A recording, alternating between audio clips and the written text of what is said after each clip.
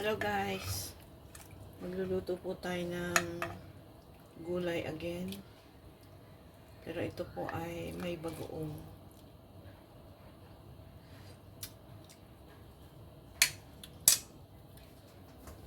Medyo matabang.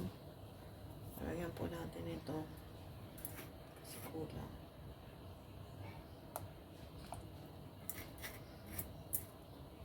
Boneless po.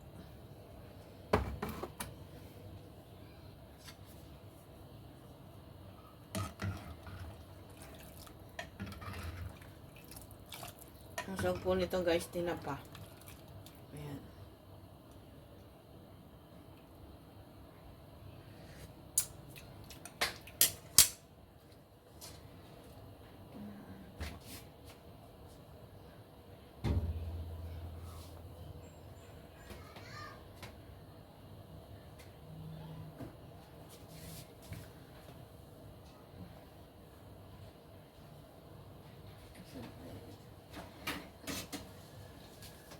Saka natin guys.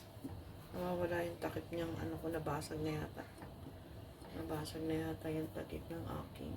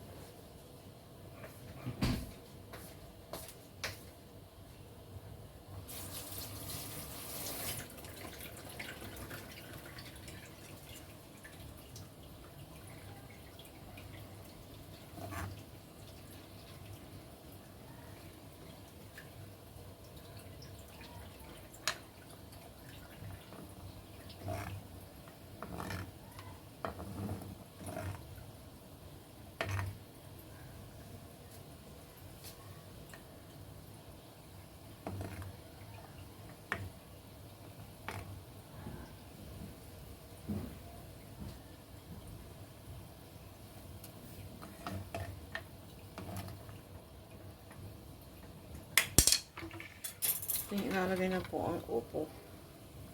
Kaya malalaki po ang hiwa kasi bulang lang po ito eh.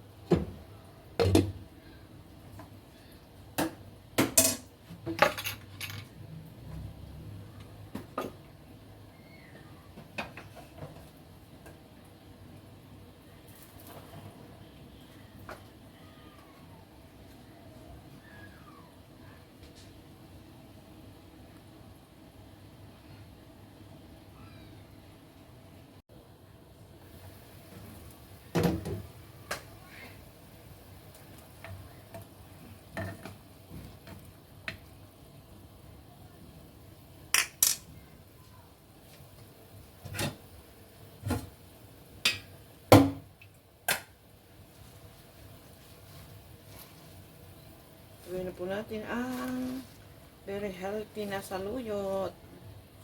Nakain ba kayo nito guys? Saluyot.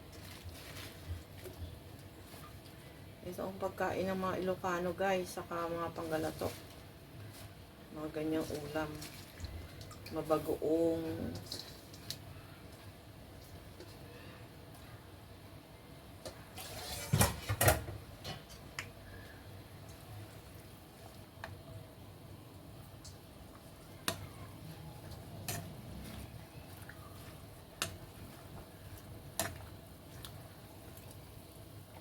Sa amin po guys, sa Ilocano, nilalagyan ng ano to, suka, yung saluyot. Nagiging magaspang siya guys. Pinapaksiyo nila ito guys, yung saluyot.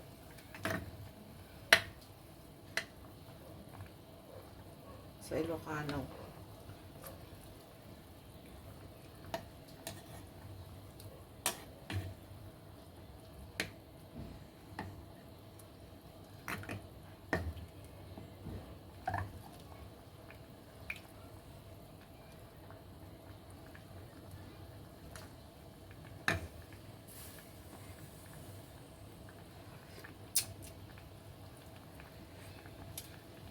Sarap na siya, guys.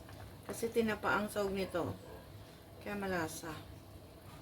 Nahanap ko yung hibi namin, hindi ko makita.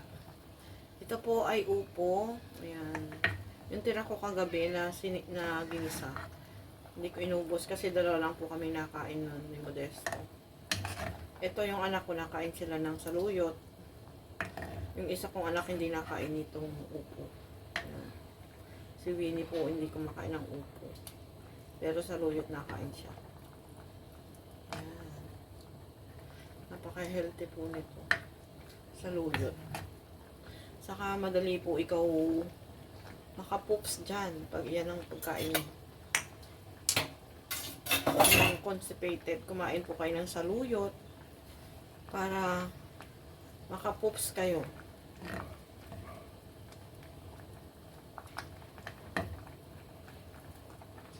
Ayan, ito guys ay luto na. Pero maghahanap pa ako ng lulutuing ulam kasi yung dalawa ko pong ay hindi po sila nakain ito. Ayan. Lulutuan ko po sila ng ibang ulam. So ito ay luto na po. Dali lang po itong lutuin.